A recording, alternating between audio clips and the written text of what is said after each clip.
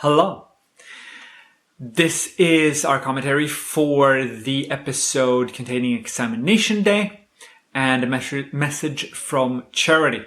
Now, I didn't plan this, but I noticed that I was wearing my VoidConf shirt for Examination Day, which I thought was kind of hilarious, since that's all about the examination of people. So Examination Day is a short story which I felt was very sort of Clark, maybe, but it's not. It's by another author. I remember reading this back in the 80s. It's a very, very short story, but it's great. I love it. It has a gorgeous sort of exterior. It's a matte painting of the city, and they put some light on it and some rain and stuff. It's just gorgeous. Just absolutely gorgeous. The kid gets an Omni Coder, which is just a sort of box with a TV screen. I'm guessing it's a sort of a portable computer, maybe cell phone sort of thing. Like you can call your friends, but he doesn't have a number and stuff. But I like the name, the Omni Coder. If you didn't notice, the newspaper that the father is reading is Galactic News. So Galactic News. So it's not just interstellar news, but it's galactic news, like the entire galaxy sort of thing. Or it's just hyperbole. Someone picked this. They go to the examination, and the raincoat that the mom puts on the kid, that looks like something a hairdresser would have, right? Because it's sort of a solid piece on the front and it's fastened in the back. It looks incredibly user friendly for a person to put on, unless you have a mom that puts it on for you. There's even a piece of card of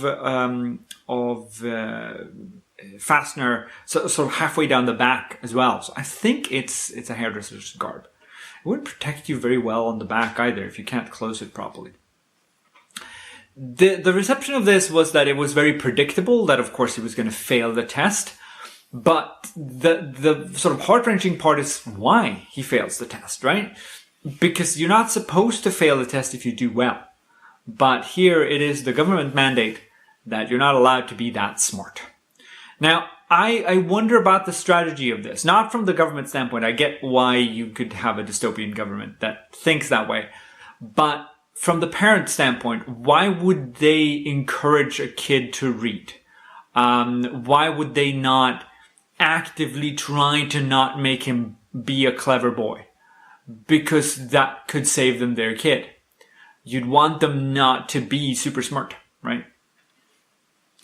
It's a short story, short episode, and then we move to the message from Charity, which stars Duncan McNeil, who is Lieutenant Paris from Voyager, Star Trek Voyager, and he does as well, I think. And I just sort of looked at him in the very first scene. It's like, it is him. Wow.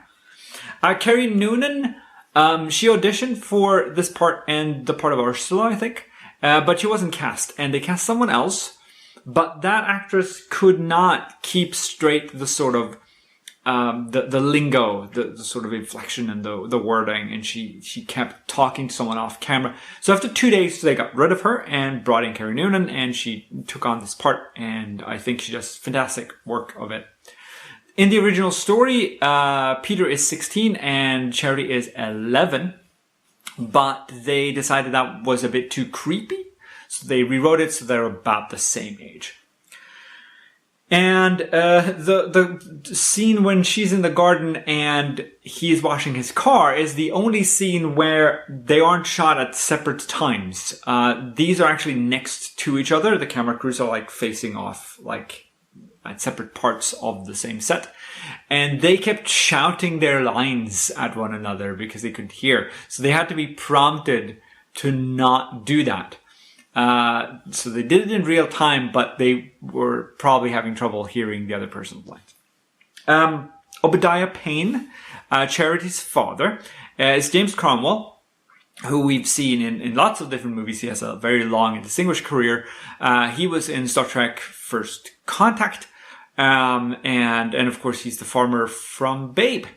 The one with the pig. The trial scene at the very end is redubbed because they were planes passing overhead. They have not shown the sky, so you can't see them, but they had to redub a lot of the audio because they were planes passing overhead, and you couldn't have that sort of bad quality. Otherwise, it's not quite as bad as the Bewitching Pool from season 5 of the classic series, but still. Now, Commander Janeway of Voyager would certainly have words with Paris if this had been her crew, because this clearly is skirting the Temporal Prime Directive, right?